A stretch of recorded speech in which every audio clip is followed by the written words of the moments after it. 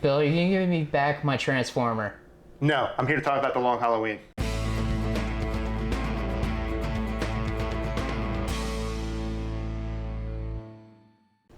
Welcome back to the Out of Touch podcast. My name is Chris, and that's Bill, and today we are talking about Batman The Long Halloween. Part 1. Yes, combines two things, Batman and Halloween. Question for you, Bill. What's that? How many times did you dress as Batman for Halloween? I think only once. Really? I dressed at least twice. Once when I was very little, and then again in high school, but I was assistant living Batman for high school. And you know, I just realized something. They're making an assistant living Batman movie. Like, there's going to be cool Robert Pattinson Batman, who's our age, and then there's old as hell Michael Keaton Batman, who's like 90 years old. So they're really making assistant living Batman. Isn't that weird? I guess so. Man, do you think like Batman's gonna have like flashbacks and just be like, I remember back in 1980 when there was a man who used to threaten the city in a splendid purple suit while he played Prince all the time. It was like a big plum, and I killed that man, and he never bothered anybody again. Also, I killed a bunch of people with machine guns on my Batmobile. But, yeah, we're talking about Batman The Long Halloween. Oh my god. Yes, it is the latest entry in the DC Universe Originals line. Part 1 of a 2-part story adapted from the comic of the same name, which is actually my favorite Batman comic, and I've been waiting a long time hoping that they would actually adapt this, and the fact that they're doing it as a 2-part movie is awesome. Yeah, it's pretty cool. This is the new style of the DC animated movies, and this movie looks great. Like, Gotham City looks awesome. Batman really looks good in the movie. More like simplified Batman. I mean, nothing new, but something about this animation style and the city. Like, Batman looks so good in the movie. Yeah, he really does. The good use of shadows, just everything clicks. Yeah.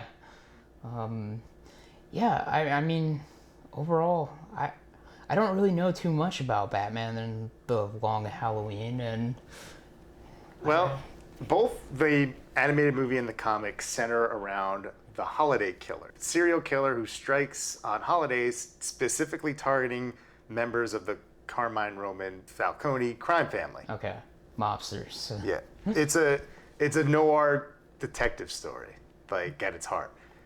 Yeah. There's like flashes of The Godfather in there. Set during Batman's like second year of crime fighting. The comic itself acts as almost a sequel to Year One because it actually utilizes characters that were introduced in Year One, like Carmine Falcone and like his nephew and stuff, and it kind of expands upon it and builds it. And it's really cool. Like, it keeps you guessing in the comic about who did it, and the movie kind of follows suit. It's not a one-to-one adaptation, but it actually followed closer than I thought it was gonna. Yeah. So far. I mean, there was some major deviations, which we'll get to in spoilers. Right. Well, yeah. We're just gonna talk spoilers because we don't know how to not spoil things. Pretty much. I guess maybe slightly non-spoilers right now. The movie is pretty good. New animation style. I mean, visually really cool. Some great fights.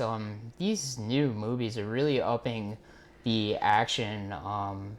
Particularly, Batman gets into a fight with a bunch of Triad members, and it looks and it's really good. They really know how to do these like quick shots now, where like Batman's punching people, and like I think he throws a batarang into like a guy's like head at one point. There was that crazy maneuver where he caused the dude's weapon to hit his own face. Yeah, that's it. Like stuff like that. It's just visually cool.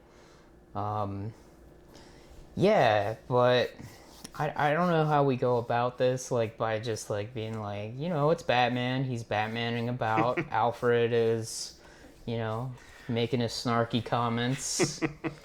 The for starters, I guess the movie really kicks off like it goes right into. We get like a little prologue with Bruce Wayne in a meeting with Falcone, and they're having a conversation, and then we jump right into the first holiday kill, like right into it, because we only got 70 minutes for part one, so we gotta get rolling. Yeah. Yeah, kill some fat guy in a bathtub. Well, he wasn't fat, he was just big. Yeah, he was Falcone's nephew. He was in a bit more of the book because there was just a bit more time before that death.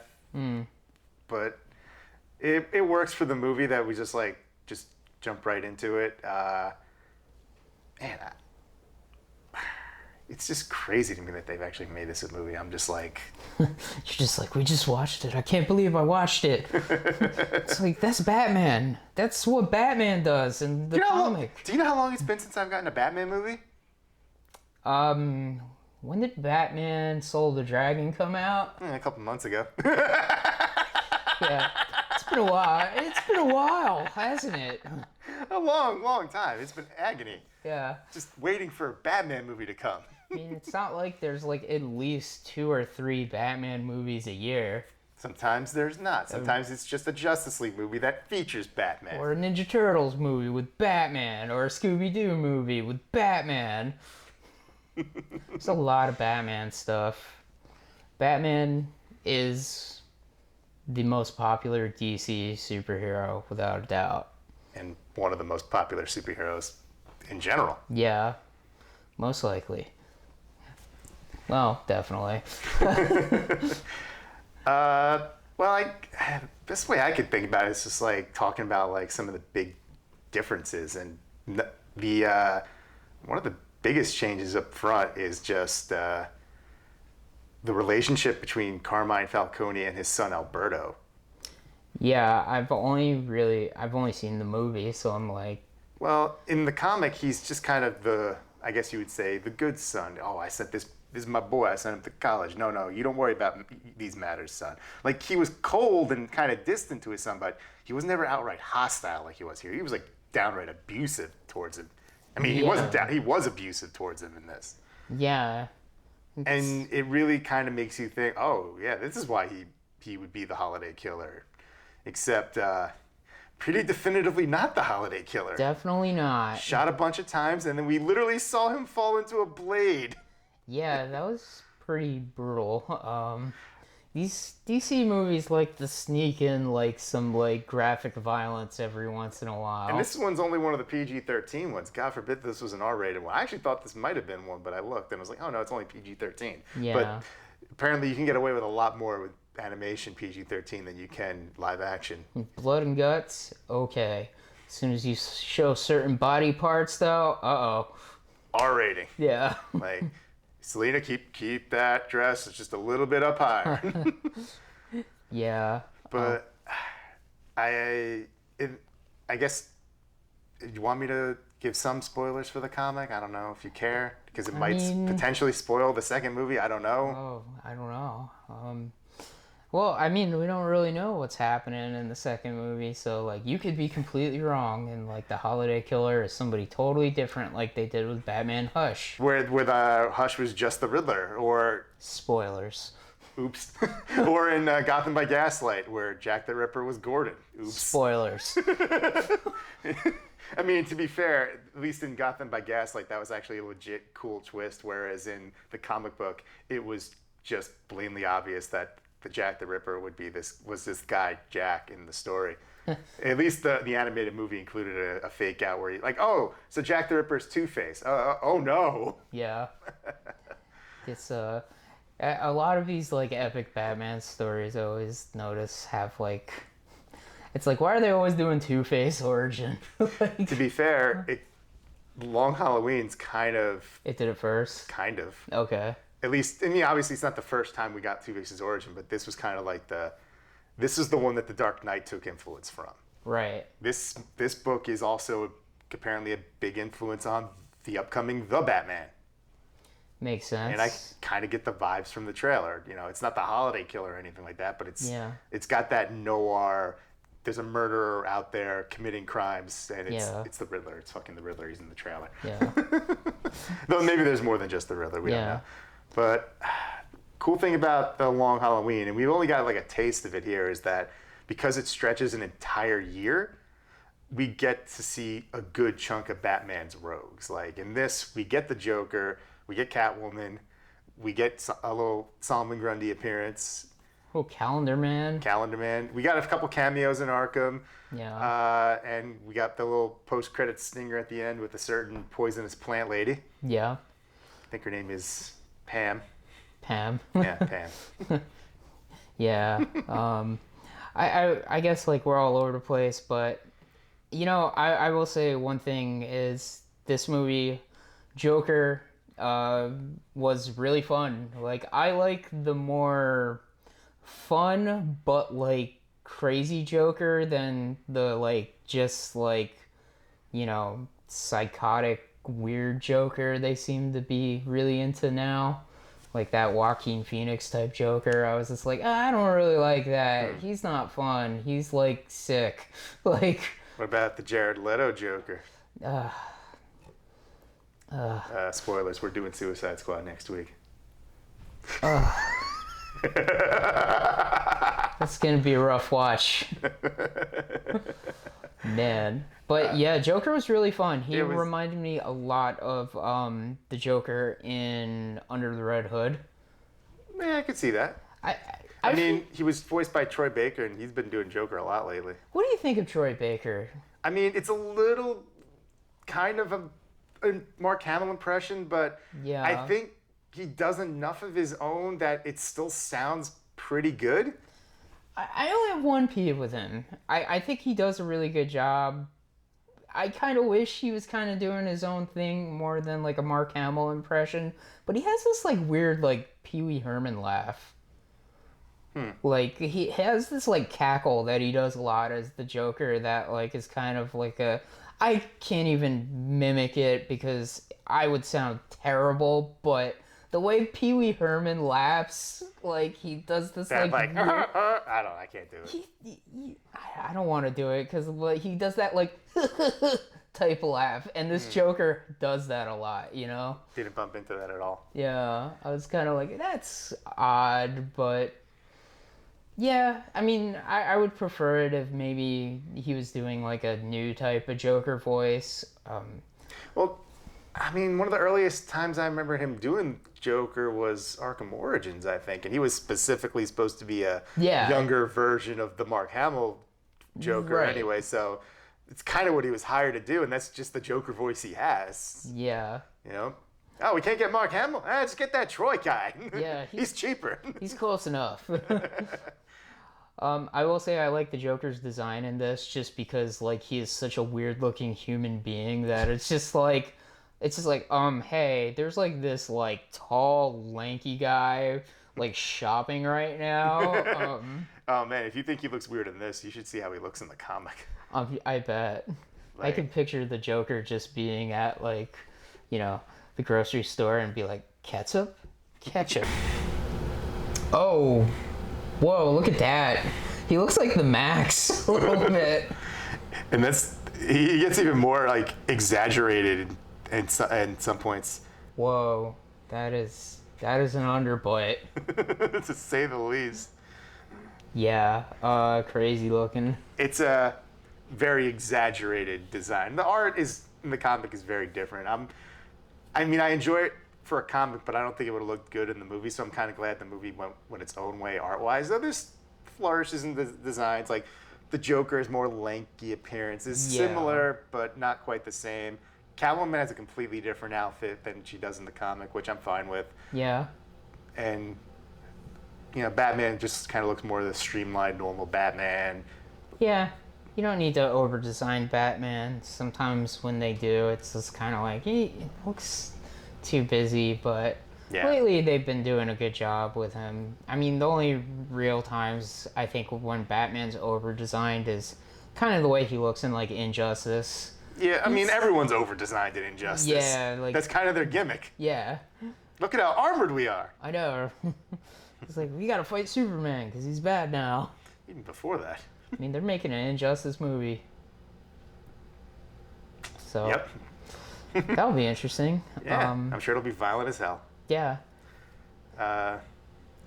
Good Batman Catwoman stuff. Oh, yeah. The Hardly get to see that, really. Like, at least for a while, you know? I'm It's- trying to think of the last time I saw Catwoman in a Batman movie. Hush. That's right. That was a major part of that movie.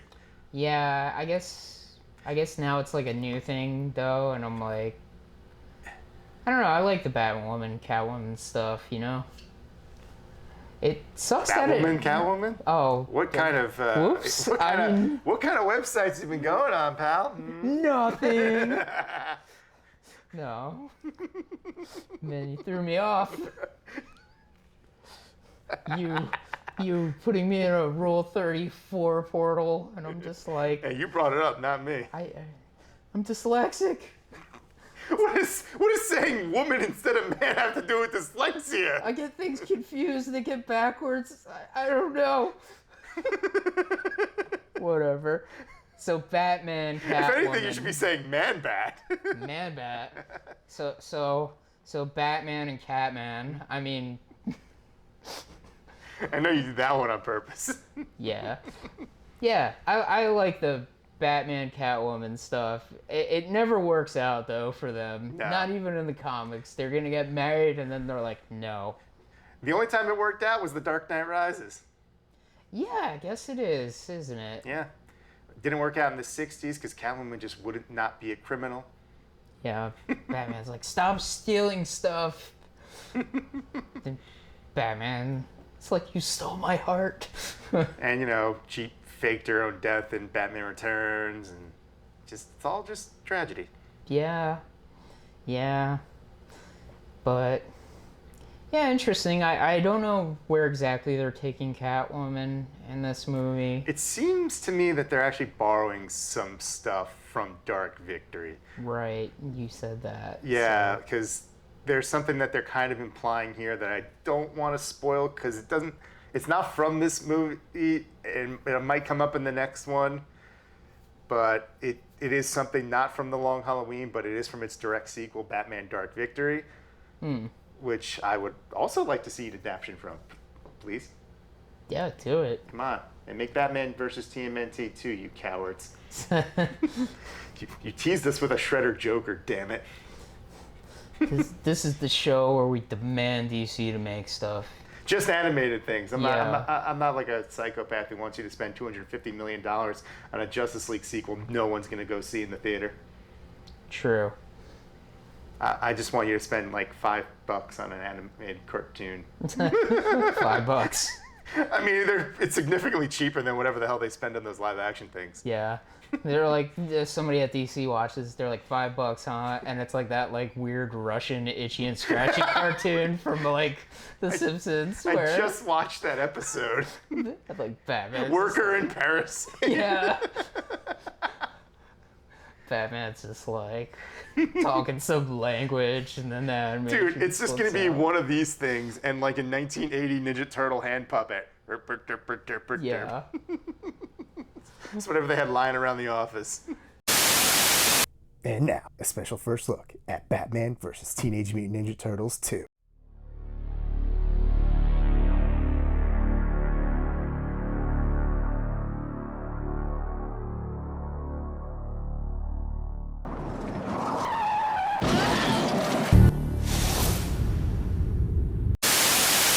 So, Chris, tell me, who do you think the holiday killer is? I don't know, because like initially I was like, it's Falcone's son. He did it. He done did it. And then it's just like, oh, he didn't do it. And now I'm like, okay, maybe it's Two-Face. Or maybe it's Two-Face's wife. Because there's something really weird going on there. Yes, because that's another change. The bombing at their house actually in the comic injured her and not Harvey. Okay. This injured Harvey, though not that severely. Like, she was pretty banged up in the comic for a little while. But yeah, there's something. Their relationship is definitely a lot more intense than it was in the comic. And for a second, I thought maybe his wife was not real. And like he was kind of just like hallucinating her, because like he would go and like she'd just be in the backyard, and I'm like, okay, whatever. But then when like other people like were talking to her, okay, I'm like, okay, she's not a hallucination. He's not like super crazy. But then Come on, this isn't the movie Joker. yeah, that's true. But then like there was like a part like towards the end of the movie where like she says some stuff that I'm like, is she in love with his, like, other personality or something weird like that? I don't know. Because, like, clearly we know something's up with Harvey. We don't know exactly what's up with him I yet. mean, to be fair, we know what's up with Harvey. Yeah. We know because of how his story goes, he's got anger problems, something happens, and he becomes Two-Face. Yeah. That's not a spoiler. That's just what happens to this character. It's actually more surprising when it doesn't happen. See, Gotham by Gaslight, the animated movie, and Batman Earth 1. Yeah, I was just going to say. Earth 1, Batman. Yeah. But I kind of know what's probably going to happen. I don't know how much they're going to twist it. Okay. And I don't think I should say it here. Because we got to see part 2, and I got to be like, oh my god. Pretty much. And then Bill will be like, that's not at all what happened. It's like, I can't believe the killer was Superman. Who told you? Oh my god. I'm just kidding. It was the Riddler. Oh. I'm just kidding. You're like, oh, I'm just kidding. It was Robin. It was Robin. No, it was Alfred. Man, that limey bastard. Actually, it was Renee Montoya the entire time. It's kind of fucked up. Crazy. Harvey Bullock. It was me. It was Vince McMahon.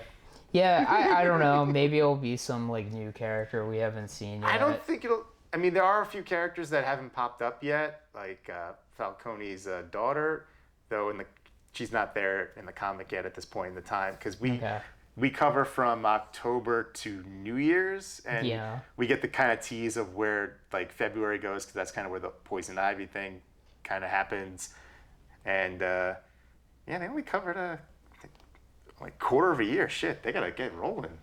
Yeah. It's called the Long Halloween because it spans a year. I'm surprised that they stopped at New Year's. Maybe they'll skip some things like Memorial Day. Well, if I had to guess, because since we are starting with February, the April Fool's Day one I could see happening pretty quick. Though that one's one of my favorite little parts. Actually, before we watched the movie, how I was thinking maybe part 2 would open, because should I spoil that? Yeah, go ahead. All right, I think it was Falcone recruits the Riddler to try to figure out who the holiday killer is, and they get sick of Riddler being, the Riddler. He's annoying with his riddles. They chuck him into an alley, and the holiday killer opens fire at him, just shoots an outline of bullets around him, because it's April Fool's Day. Nice. I'm like, I like that. Pretty funny. Yeah, I mean, thus far they haven't altered any of the kills. The only real alteration is that the group of triads was a group of Irishmen in the comic. Yeah. But their role in the story was exactly the same, and I think they were both led by a guy named Mickey. Yeah, it's weird. I think they changed it because like I don't really think we see Irish gangsters too often now in media. Nah, that's since like The Departed. Yeah. I think one of the main reasons I could see why they would do it is just let's get Batman fighting some like martial art guys. There we go. We need an action scene for this movie. Yeah. We gotta spice things up a bit. It can't just be the scene at the end with Batman and Joker on the plane. We need a little bit more. Yeah. And that's fine. It was a cool action scene. Yeah, totally. Probably the most impressive one in the movie. I mean, the chase between Batman and Catwoman at the beginning was pretty good, too. Yeah, I like the touch because this is a year 2 Batman. He's not as good as he could be, so he's not like landing with all the finesse that he would traditionally be landing with. Yeah, and even Catwoman's like, you got like too much crap on your suit. You're too heavy. And he's just like, I'll make a note of that. Yeah. He's not the world's greatest detective yet. He's still learning. That was kind of a thing in the Long Halloween Dark Victory books too, where he's just like, I I gotta get better at this shit. Yeah. He didn't expect. I thought I was just gonna punch things. Yeah. They don't have anything like in what is it, like Year One, or no, maybe not Year One, Earth One, where like Batman shows up to like a crime scene and then like Commissioner Gordon's like, "What are you doing? You're walking all over the place. You're stepping on evidence, Batman." Yeah, No, like, he's not. oh, okay. He's not that incompetent. Yeah. He's just not a strong detective yet. He's not used to fighting in a cape, I guess. Yeah, he has his moment like towards the end of the movie where it's just like, I knew it was you, Alberto, the whole time, and then Holly Killer kills him, and he's just like, oh no, I didn't know, damn it. I mean, I was also like, wait, oh no, I should have realized that they would change things. That was the biggest change. What happens with Alberto is the big change, it seems. Unless Really? Yeah. Like he doesn't get killed, or? Yes and no. Oh, okay. That's kind of a spoiler for the comic. Okay. Well, in this version, he's definitively dead. It's pretty definitively dead, it seems. I mean, he gets shot a bunch of times, pretty brutally. We see a lot of blood, and then he falls, and we see him fall into the propeller blade. Yeah. So, yeah, and they were fishing out his remains. So, I don't think there's be a fake out with that. He's pretty definitively dead. Yeah. One thing that's interesting too is Solomon Grundy just lives in the sewer in Gotham City, and Batman like gives him like Thanksgiving dinner. I like that moment. That was in the comic too. That just Grundy's just he's just this urban legend thing that lives in the sewers. He just doesn't want to be bothered. Does him and Killer Croc have like turf wars, or? I mean, maybe, I don't know. It would be interesting, but yeah, he's just like down there. Yeah, he just lives there. He's a lost soul. Okay. Yeah, there was more of a poignant, because there's narration. You get like some more poignancy with like Batman relating to Grundy and the fact that they're both kind of lost souls. Yeah. And that's probably one of the reasons why Batman gives Grundy food. Yeah. Batman's like, you're all right, zombie man. Born on a Monday. Yeah. Turkey. Grundy like turkey. Solomon Grundy want pants too. It's like the most famous thing of him, isn't it? Probably. He's never been in a movie, so. There you have your Cartoon Network. That's what everybody knows him from. Solomon Grundy want pants too. It was a meme before a meme. It really was. Those were funny though. But yeah, it's Batman: The Long Halloween. It's probably one of the strongest ones I think they've done in a while. Maybe it's just because of my fondness for the source material. I don't know. But it's really cool. It's only a half of the story because the other half comes out in like I think digital in July, disc in August. So. Oh, okay, that's soon. Yeah, we don't have to wait long, thankfully. Yeah, I thought it was just like the other one will be out in like October. Thankfully not. Okay. So we'll get some resolution sooner rather than later. I'm looking forward to it. I really was so happy that they finally did this. There's not too many more animated movies on my list of things that I would like to see them do because they finally did like this. Yeah, I guess like I can't really think of anything besides like, will they ever try to do Kingdom Come? That would be interesting. Yeah. I would like to see that. I mean, I would like to see Dark Victory. Sounds cool. Yeah, I mean, you know, yeah, Batman: The Long Halloween Part 1. It's a good movie, and this is a good action figure.